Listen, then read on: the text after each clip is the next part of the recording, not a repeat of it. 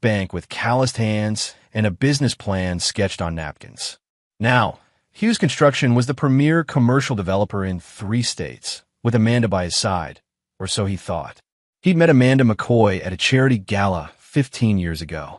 She was radiant, ambitious, and came from a connected family. Her uncle Clark McCoy was a respected state judge, and the McCoy name carried weight in legal circles.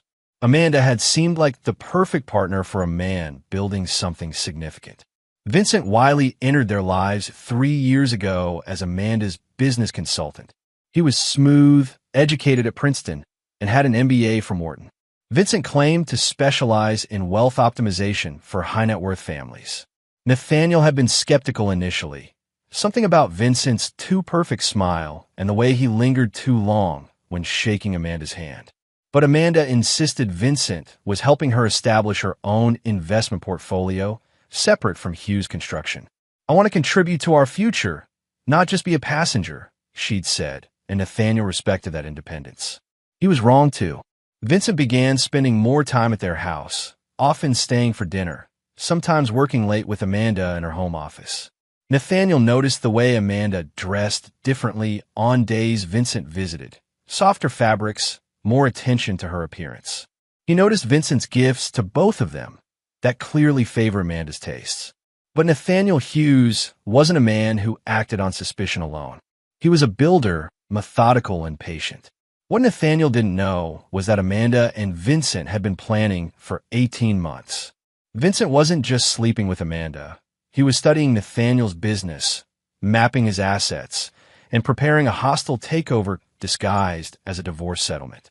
Amanda's uncle Clark had already agreed to expedite the proceedings and freeze Nathaniel's assets to protect the marital estate. The plan was elegant in its simplicity. Christmas Eve would provide the perfect distraction. Family traditions would keep Nathaniel occupied while Clark signed the preliminary orders. By Boxing Day, Nathaniel would wake up to find himself legally separated from his life's work, with Amanda and Vincent positioned to acquire Hughes Construction at a fraction of its value through emergency liquidation. What they hadn't counted on was Nathaniel's mentor, Lawrence Fisher. The retired federal judge had taken Nathaniel under his wing years ago, not just as a business advisor, but as a father figure. Lawrence had taught Nathaniel that in any war, information was the ultimate weapon. As Christmas Eve approached, Nathaniel felt the subtle changes in his household. Amanda's secretive phone calls, Vincent's increased presence, the way conversations stopped when he entered rooms. But Nathaniel Hughes had learned long ago that the most dangerous man is one who appears to suspect nothing while seeing everything. Chapter 2. The Discovery. Christmas Eve at the Hughes mansion was always a grand affair. Amanda insisted on maintaining appearances. Their annual dinner party for 40 guests, complete with a string quartet and enough prime rib to feed an army. Nathaniel moved through the evening playing his role perfectly. The successful businessman celebrating with his beautiful wife. Amanda wore red silk and diamonds, accepting compliments on her hosting skills with practiced grace. Vincent circulated among the guests, making connections, positioning himself as Amanda's partner in all but name. Judge Clark McCoy attended as family, regaling guests with stories of landmark cases while keeping an eye on his watch. At 9:47 p.m., Amanda approached Nathaniel with a concerned expression. "Honey, the lights in the garage went out. I think we tripped a breaker. Could you check? I don't want the catering staff stumbling around in the dark." Nathaniel nodded, kissing her cheek. Her perfume was different tonight, something Vincent had probably given her. He walked through the connecting hallway to the garage, flipping on his phone's flashlight as he approached the breaker box. That's when he saw them. 3 manila folders stacked beside his toolbox, clearly placed there recently. The top folder was labeled Hughes versus Hughes, Asset Freeze Order. Nathaniel's blood turned to ice as he opened it. The divorce petition was dated 2 weeks ago. Amanda was seeking not just half of everything, but full control of Hughes Construction, claiming Nathaniel was fiscally irresponsible and posed a flight risk with company assets. Clark McCoy's signature was already on a temporary restraining order preventing Nathaniel from accessing business accounts. The papers showed Vincent Wiley as Amanda's financial advisor and proposed interim manager of Hughes Construction. Nathaniel photographed every page with steady hands, his mind racing through implications. Then he heard voices from the kitchen, Amanda and Clark talking in hushed tones near the servants' entrance. Moving silently, Nathaniel positioned himself where he could observe through the cracked door. Amanda and Vincent stood close together, Vincent's hand on her lower back in a gesture of ownership. Clark raised a glass of Nathaniel's 30-year Macallan. To new beginnings, Clark said. By tomorrow night, Hughes Construction will be under new management. And Nathaniel? Amanda asked. Will be so buried in legal complications he won't know which way is up, Vincent replied. My people are already prepared to move on the emergency acquisition. We'll have controlling interest before he can hire competent counsel. Amanda laughed, a sound Nathaniel had once found beautiful. Poor Nathan. He's so trusting. He never saw this coming. Trust is a weakness in business, Vincent said, pulling Amanda closer. Something I'll never be accused of. They kissed then, deep and familiar, while Clark McCoy watched with approval. Nathaniel stood in the darkness, feeling something fundamental shift inside him.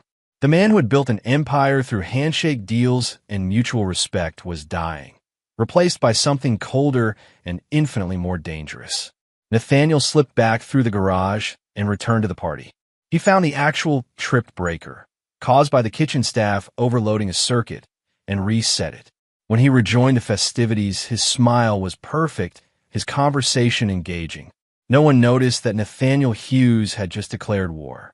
At 11:15 p.m., Nathaniel excused himself to the bathroom and made a single phone call to Lawrence Fisher. Lawrence, it's Nathan. I need the nuclear option. How nuclear? The old judge asked without hesitation. Scorched earth. Complete annihilation. No survivors. I'll make some calls. How long do we have? They move tomorrow.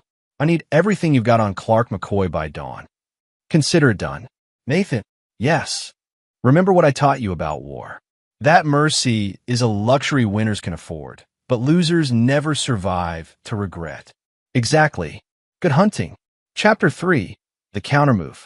Nathaniel left his house at 5:30 a.m. on Christmas morning, telling Amanda he needed to check on a job site. She barely looked up from her phone, probably texting Vincent.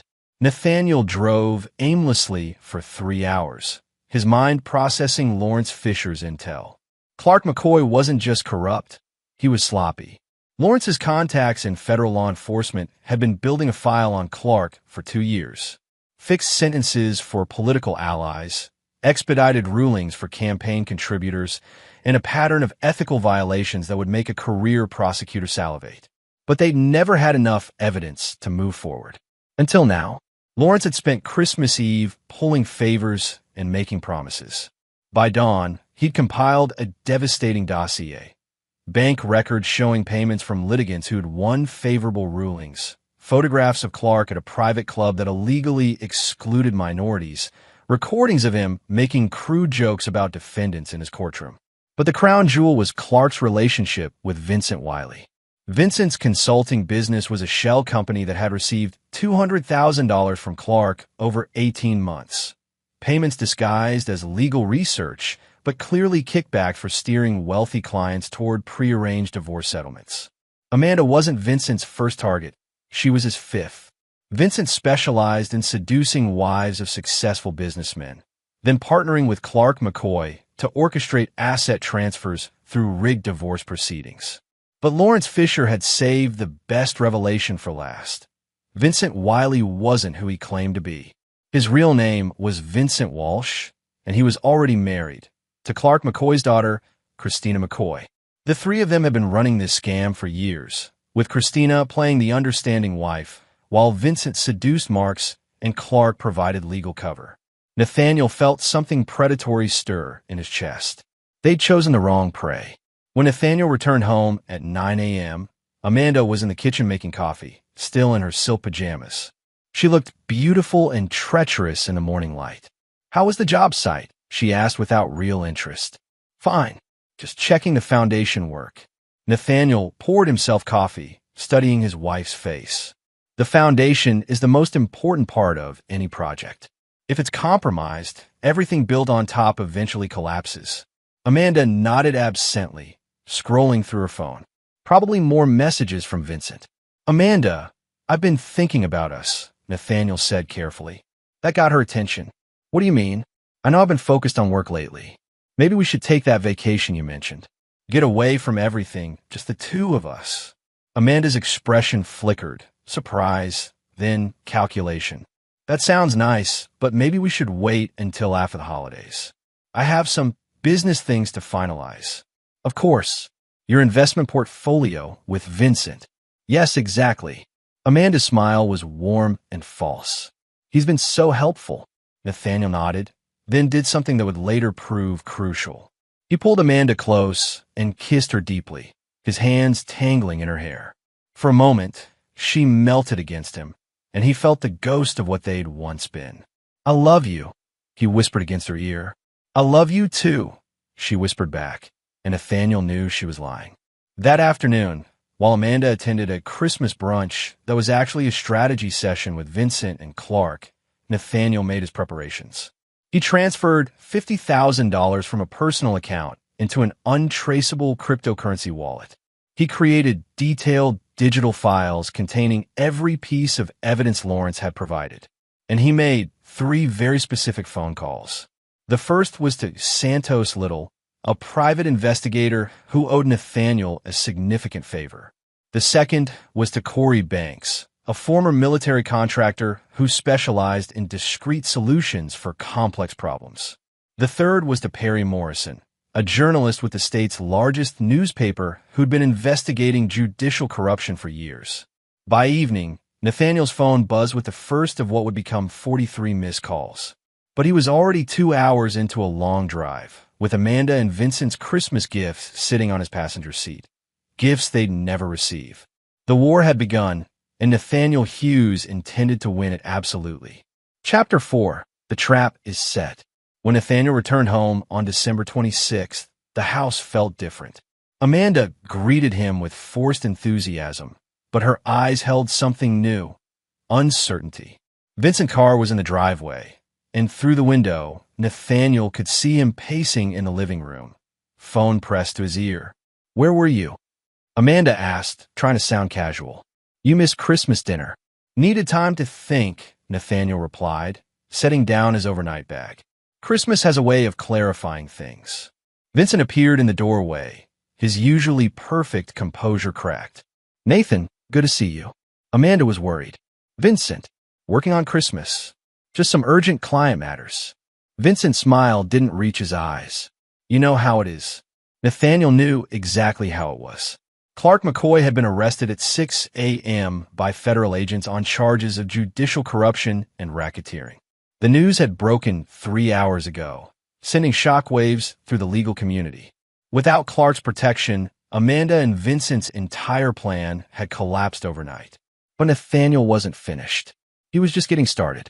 Actually, Vincent, I'm glad you're here, Nathaniel said, settling into his leather chair with predatory calm. I've been reconsidering our arrangement. What arrangement? Vincent asked too quickly. Amanda's investment portfolio. I've decided to take a more active role in our finances. Nathaniel pulled out his phone and scrolled through bank statements. It's fascinating what you can learn when you really dig into the numbers. Amanda and Vincent exchanged glances. They thought Nathaniel was reacting to Clark's arrest, scrambling to protect his assets. They didn't realize he was orchestrating their destruction. Nathan, we should discuss this privately, Amanda said. No need for privacy between partners, Nathaniel replied. Vincent, you mentioned your expertise in wealth optimization. I'd love to hear more about your previous successes. Vincent straightened, falling back on his practiced charm. I've helped several families maximize their financial potential through strategic restructuring.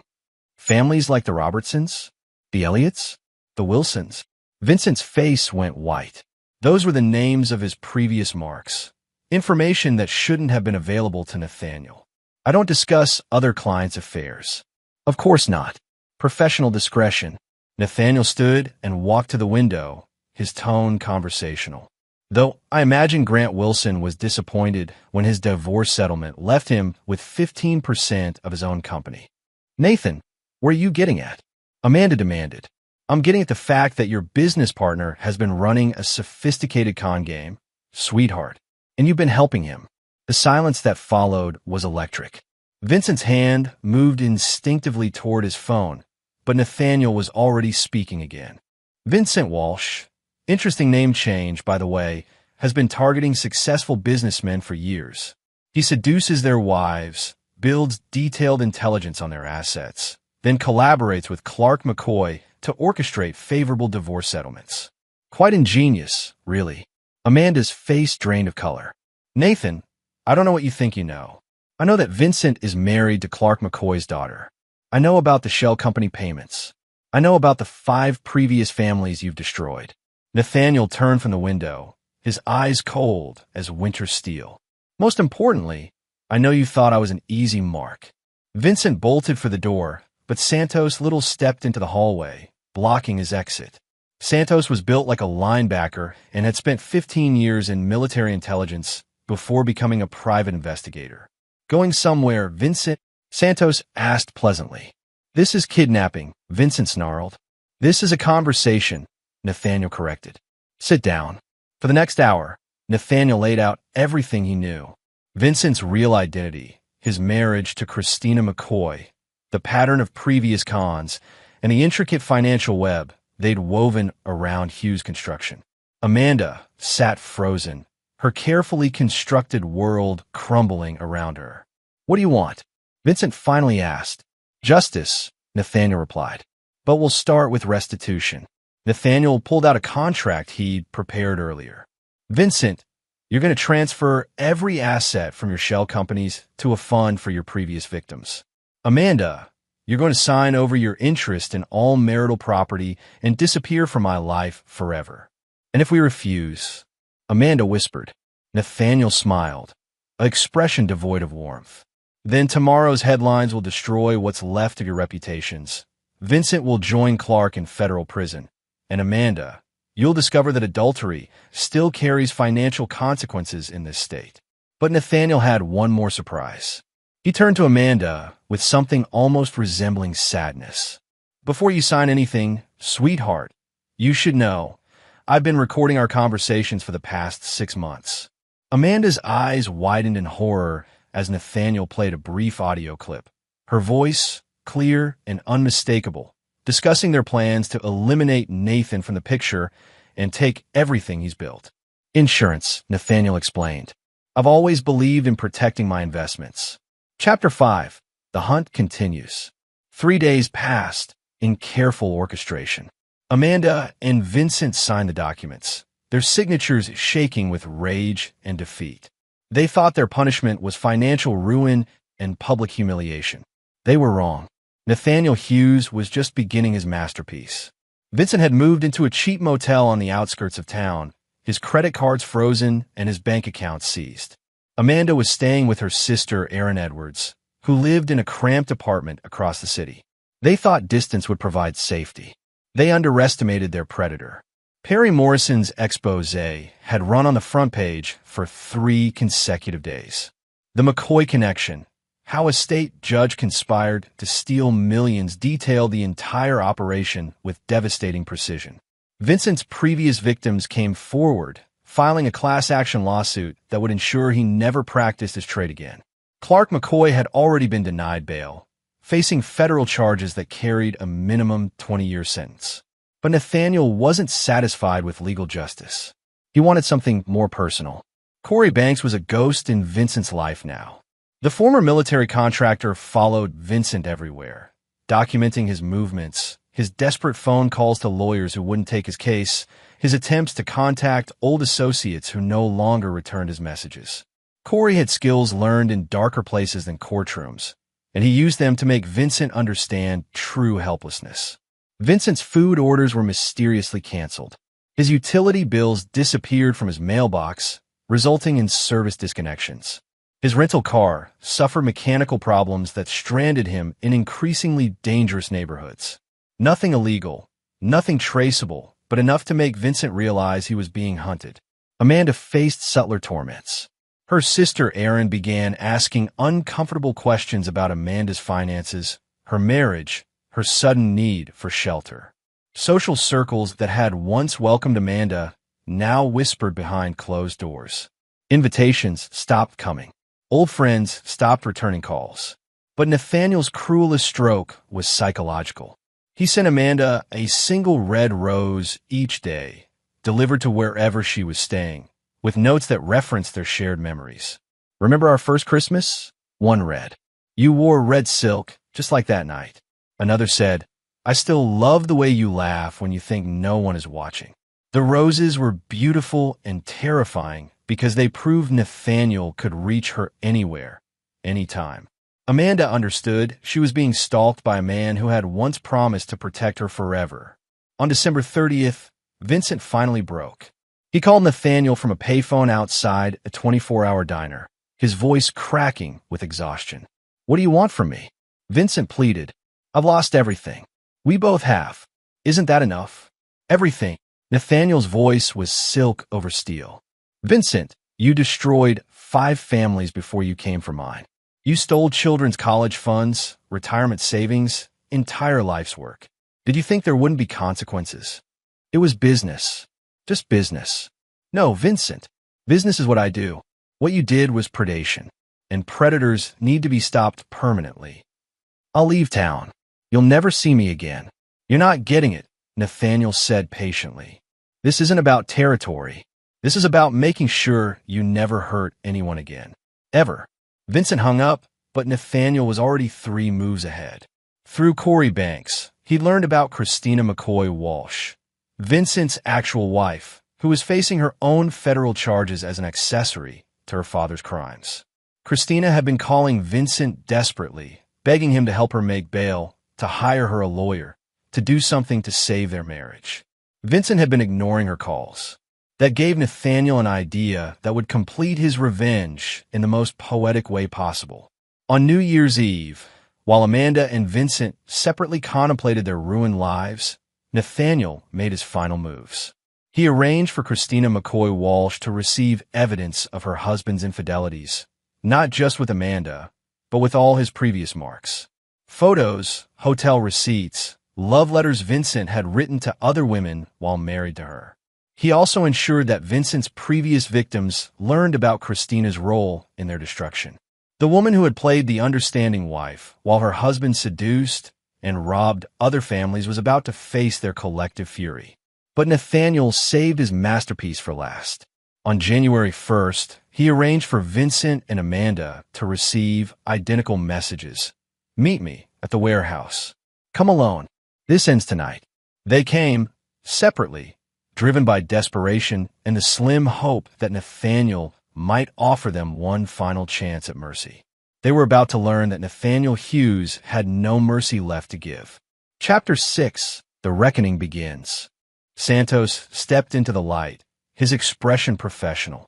Vincent Walsh has been running this operation for 7 years, targeting a total of 12 families across 3 states. Total theft, approximately $47 million. But more significantly, 2 of his previous marks did commit suicide. Grant Wilson and Mark Park both killed themselves rather than face the financial ruin Vincent orchestrated. 2 men are dead because of you, Nathaniel said quietly. 2 fathers who couldn't bear the shame of losing everything to a con artist and his collaborators. Their children grew up without fathers because you were too lazy to earn money honestly. Vincent began hyperventilating. "I never meant for anyone to die. They were weak. They couldn't handle." Nathaniel's hand moved faster than thought, striking Vincent across the face with enough force to snap his head sideways. Blood flowed from the man's split lip. "They were destroyed," Nathaniel corrected.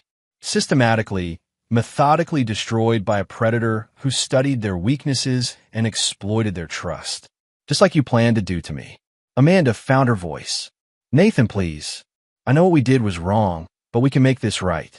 We can." "Can what?" "Bring Grant Wilson and Mark Park back to life? Restore their children's faith in justice? Undo the trauma you've inflicted on 12 families." Nathaniel shook his head. "Amanda, you still don't understand. You're not the victim here. You're the monster. Nathaniel returned to the workbench and picked up 2 documents. These are confessions. Complete, detailed admissions of your crimes, including the planned murder. You're going to sign them. And if we refuse, Vincent asked through his bloodied mouth. Then you'll disappear, Nathaniel said simply. Permanently. Your bodies will never be found. Your families will spend the rest of their lives wondering what happened to you. And 12 victims' families will finally have closure.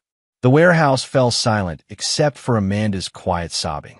Vincent stared at the confession in Nathaniel's hands, calculating odds he couldn't win. If we sign, Vincent said finally, what happens then?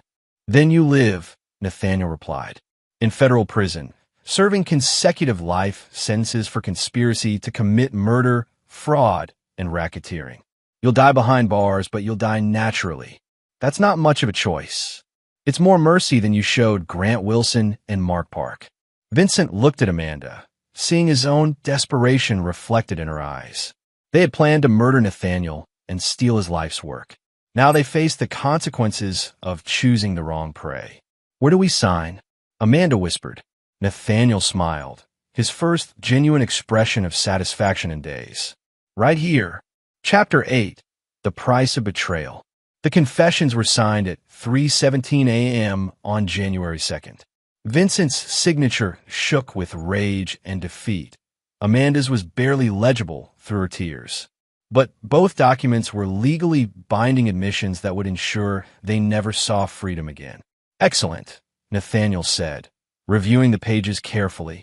Santos, please ensure these reach the appropriate federal prosecutors by 9 a.m. Include all supporting evidence we've compiled. What about them? Santos nodded toward the prisoners. They have one more lesson to learn. Nathaniel pulled out his phone and dialed number. Perry? It's Nathan Hughes. Yes, I know it's late. I have a story that will make your career. No, bigger than McCoy expose. Much bigger. Within 2 hours, FBI agents surrounded the warehouse. Amanda and Vincent were arrested on federal charges of conspiracy to commit murder, fraud, and racketeering. The confessions ensured there would be no plea bargains, no reduced sentences, no early parole. But Nathaniel's masterpiece wasn't the arrests. It was what happened next. Perry Morrison's follow-up story ran with the headline, Murder Plot Exposed, the dark truth behind the McCoy conspiracy. The article revealed not just Vincent and Amanda's crimes, but the full scope of their operation. Photographs of the 12 victim families ran alongside financial records showing exactly how much each had lost. Most devastating were the interviews with Grant Wilson's and Mark Park's children, now young adults who had grown up believing their fathers were weak men who had abandoned their families. Learning that their fathers had been murdered by a sophisticated criminal enterprise, that their suicides were actually the final victory in a calculated campaign of psychological warfare, transformed their grief into righteous fury. The Wilson and Park families filed wrongful death lawsuits seeking not just damages, but criminal prosecution for indirect murder. Vincent and Amanda faced additional charges in multiple jurisdictions, ensuring they would never be eligible for parole. But Nathaniel saved his cruelest stroke for last. 3 days after the arrests, he visited Christina McCoy Walsh in the county jail where she awaited her own trial. The woman who had played the understanding wife while her husband seduced and robbed other families looked fragile in her orange jumpsuit. Mrs. Walsh, Nathaniel said, sitting across from her in the visiting room.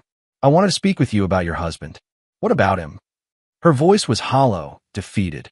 He's been offered a plea deal, 25 years instead of life, in exchange for testifying against everyone else involved in your father's operation.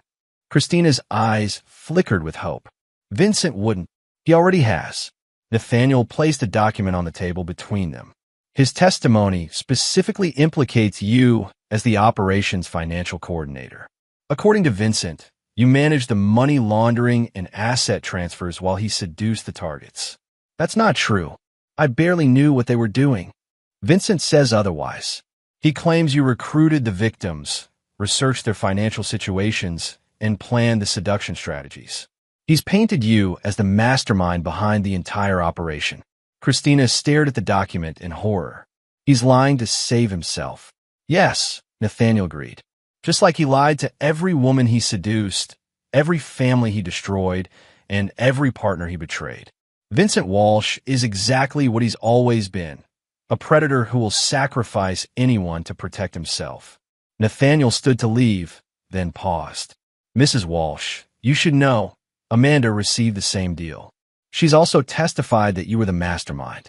Between your husband and your father's co-conspirator, you're facing 3 consecutive life sentences. Wait, Christina called as Nathaniel walked away. What do you want? Nothing, he replied without turning back. I just wanted you to understand who you married. By the end of January, the conspiracy had completely collapsed. Clark McCoy died of a heart attack in federal custody, unable to face the shame of his exposure. Vincent and Amanda were sentenced to life without parole, their plea deals revoked when investigators discovered they had lied about Christina's involvement. Christina herself received 60 years, her marriage destroyed, and her family name permanently tainted. The 12 victim families received full restitution from seized assets, plus additional damages that ensured their children's futures were secure. Grant Wilson's and Mark Park's children established foundations in their fathers' names, dedicated to helping families destroyed by financial fraud. The warehouse sat in the industrial district like a steel cathedral, its windows dark against the winter sky. Nathaniel had purchased the building 6 months ago as storage for Hughes construction equipment, but tonight it would serve a different purpose. Vincent arrived first, his rented sedan struggling through the snow-covered parking lot. He looked haggard, his expensive clothes wrinkled from days of sleeping in cheap motels. The confident predator who had entered Nathaniel's life was gone, replaced by a desperate man who jumped at shadows. Amanda arrived 20 minutes later, driving her sister's rusted Honda. Even in her diminished circumstances, she maintained traces of her former elegance, her posture straight, her chin defiant. But her eyes held the hunted look of prey that finally understood its situation. Inside the warehouse, Nathaniel waited in the center of a pool of light, surrounded by darkness that could hide anything. He dressed for the occasion, not in his usual business attire, but in the work clothes he'd worn while building his empire. Jeans, boots, a flannel shirt that had seen real labor. "Thank you both for coming," he said as they entered separately, each keeping distance from the other. "I wanted to speak with you one final time." "Nathan, please," Amanda began, but he raised a hand to silence her. "You'll speak when I give you permission. Tonight, you listen." Vincent tried to maintain his composure. "Look, Nathan, we understand you're angry." "Angry?" Nathaniel laughed, a sound devoid of humor. "Vincent, anger is what you feel when someone cuts you off in traffic. What I feel for you transcends mere emotion." Nathaniel began walking slowly around them, like a predator circling wounded prey. "For weeks, I've watched you both. Amanda, you've discovered what it's like to depend on other people's charity. Vincent, you've learned what it feels like to be hunted. But those were just appetizers. What do you want?" Amanda whispered. "I want you to understand the magnitude of your mistake," Nathaniel replied. "You thought you were stealing from a businessman. You were actually declaring war on a man who built everything he has from nothing, who learned that the world gives you exactly what you're strong enough to take." Nathaniel stopped in front of Vincent, close enough that the other man had to look up to meet his eyes.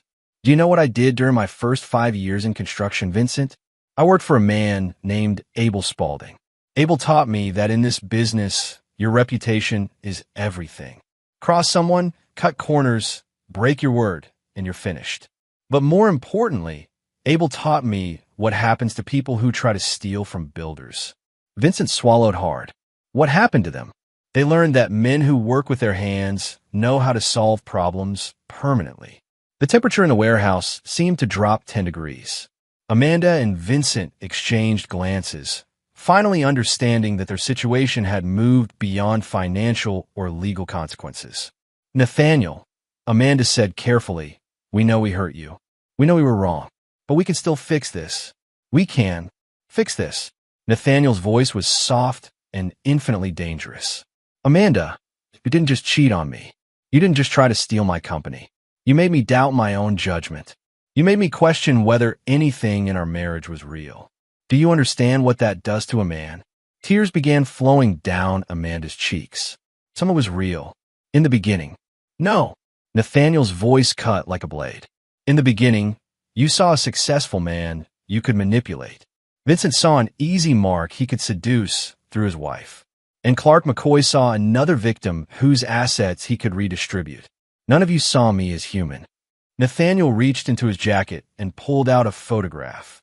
Their wedding picture, taken 15 years ago. Amanda looked radiant in white lace. Nathaniel young and hopeful in his tuxedo. I used to keep this on my desk, he said, holding the photograph up to the light. Clients would comment on what a beautiful couple we made. I was so proud to be your husband. He dropped the photograph and stepped on it, grinding his heel until the glass shattered. But that man is dead. You killed him on Christmas Eve when you decided I was worth more broken than whole. Vincent tried to edge toward the exit, but Corey Banks stepped out of the shadows, blocking his path. Santos Little emerged from another direction, sealing off Amanda's escape route. Gentlemen, Nathaniel said to his associates, please ensure our guests remain comfortable while we conclude our business. For the first time, real terror entered Vincent's voice. Nathan, you can't do this. People know we're here. If something happens, something has already happened, Nathaniel replied. You destroyed my life. Now I'm returning the favor with interest. The warehouse echoed with Amanda's sobbing and Vincent's increasingly desperate pleas. But Nathaniel Hughes was past the point of mercy. He was about to show them what happened when predators chose the wrong prey. Chapter 7, Justice Served.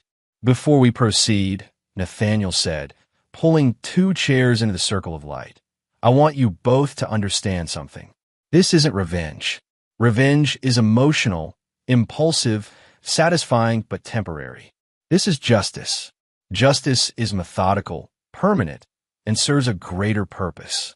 Amanda and Vincent sat in the chairs, hands zip-tied behind their backs, not tight enough to cause damage, but secure enough to prevent escape. Corey Banks and Santos Little remained in the shadows, their presence more psychological than physical threat. The greater purpose, Nathaniel continued, is ensuring you never hurt anyone again. He pulled out a tablet and swiped to a video file. Amanda, do you remember our anniversary trip to Cabo 3 years ago? You insisted on filming everything. The sunset dinner, the beach walks, our private moments in the hotel room. Amanda's face went ashen. Nathan, you wouldn't share intimate videos of my unfaithful wife. You're right. I'm not that petty. Nathaniel swiped to another file. But this video, taken in our bedroom 2 weeks ago while I was supposedly at a job site, this has educational value. The tablet showed Amanda and Vincent in passionate embrace, their conversation afterward revealing details of their plan to eliminate Nathan permanently and make it look like a business suicide. They discussed dosages, timing, and how to ensure Nathaniel's death appeared to result from guilt over financial improprieties they would plant in Hughes Construction's books. You were planning to murder me, Nathaniel said conversationally. Not just steal from me, not just divorce me, actually kill me and frame it as suicide. That changes the nature of our relationship considerably. Vincent's composure finally cracked completely. It was never supposed to go that far. That was Amanda's idea. I just wanted the business. Vincent, please. Nathaniel shook his head sadly. Don't insult my intelligence. I have 6 hours of audio recordings. The murder plot was your suggestion, refined with input from Clark McCoy, who assured you that as the investigating judge, he could control the narrative. Nathaniel walked to a workbench and returned with a manila folder. Which brings us to tonight's actual purpose. You see, while you've been suffering these past few days, I've been busy. Santos, would you please explain what you discovered? Nathaniel Hughes returned to his life, his reputation not just intact, but enhanced. The business community saw him as a man who had faced the ultimate betrayal and emerged victorious. New clients sought him out, drawn by his reputation for loyalty and his ruthless treatment of those who crossed him. But late at night, alone in his mansion, Nathaniel sometimes wondered if victory felt different than he'd expected. The house was quiet now, empty of Amanda's laughter and Vincent's smooth conversation. He had destroyed his enemies completely, but the cost was a solitude that stretched out like an endless winter. Still, when he remembered Grant Wilson's children thanking him for giving them the truth about their father's death, when he thought about the 12 families who could finally rebuild their lives, Nathaniel knew he had chosen correctly. Some betrayals demanded absolute justice, and justice, unlike mercy, was something he could live with. Chapter 9. The New Foundation. 6 months later, Nathaniel Hughes stood in the conference room of Hughes Construction, addressing a room full of investors and potential partners. The company had not only survived the attempted hostile takeover, but emerged stronger than ever. New contracts poured in, attracted by Nathaniel's reputation for integrity and his ruthless protection of those who earned his trust. "Gentlemen," Nathaniel said, concluding his presentation, "Hughes Construction has always been built on a simple principle. We honor our commitments, and we protect our partners." Recent events have only reinforced that foundation. After the meeting, Lawrence Fisher approached him. The retired federal judge looked proud, but concerned. "You've rebuilt everything they tried to destroy," Lawrence said. "But I worry about you, Nathan. This house, this life, it's empty now." "Empty but honest," Nathaniel replied. "I know exactly where I stand with everyone in my life now. That's not the same as being happy."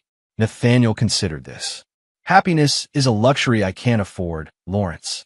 Trust is too expensive to give freely. But I have something better than happiness. I have clarity." They walked through the mansion's halls, past photos of Hughes Construction projects and awards from charitable organizations. The house was immaculate but sterile, maintained by a staff who respected their employer but kept their distance. "The Wilson and Park Foundations want to name you as their keynote speaker next month," Lawrence mentioned. "They're honoring victims of financial fraud. I'll consider it. Nathan, those families see you as their protector. You become a symbol of what happens when someone fights back successfully. Good. Maybe that will deter the next Vincent Walsh." They paused in Nathaniel's study, where he kept the evidence files from Amanda and Vincent's case. Even after the trials ended, he maintained detailed records of their crimes, their punishment, and their current status in federal prison. "Do you ever think about visiting them?" Lawrence asked. "No," Nathaniel said without hesitation. "They're where they belong. I moved on." But that wasn't entirely true. Every month, Nathaniel received reports on his former wife and her co-conspirator. Amanda had aged badly in prison, her beauty faded and her spirit broken. She tried to appeal her sentence twice, both attempts failing when evidence of her murder plot was reintroduced. Vincent had adapted better to incarceration, using his manipulation skills to curry favor with guards and fellow inmates. But his marriage to Christina had been annulled, and his attempts to contact his previous victims' families were blocked by restraining orders. Christina McCoy Walsh had become a cautionary tale in legal circles. The daughter of a respected judge, reduced to a federal prisoner whose own husband had betrayed her to save himself. She spent her days in solitary confinement, protected from other inmates who viewed her as a traitor to her own gender. "There's something else," Lawrence said carefully. "Amanda's sister called my office yesterday." Nathaniel's expression didn't change. "What did Erin Edwards want?" "She wanted to arrange a meeting. Apparently, Amanda has information about other victims, people Vincent targeted before they developed their system. Information she conveniently forgot during her trial. Information she's trading for consideration on her sentence." Nathaniel walked to the window, looking out at the grounds where he'd once planned to build a family. "Tell Erin Edwards that Amanda made her choices. She can live with the consequences." "Nathan." "No." Nathaniel's voice carried the finality of a judge's gavel. "Amanda chose Vincent over me. She chose money over loyalty. She chose murder over mercy. Every consequence she faces is a result of her own decisions." Lawrence nodded, understanding that some wounds never heal, they only scar over. "What about you? What's next?" "Next, I built something better than what I had before. Hughes Construction will expand into 3 new states next year. We'll create jobs, build communities, make things that last." Nathaniel turned from the window.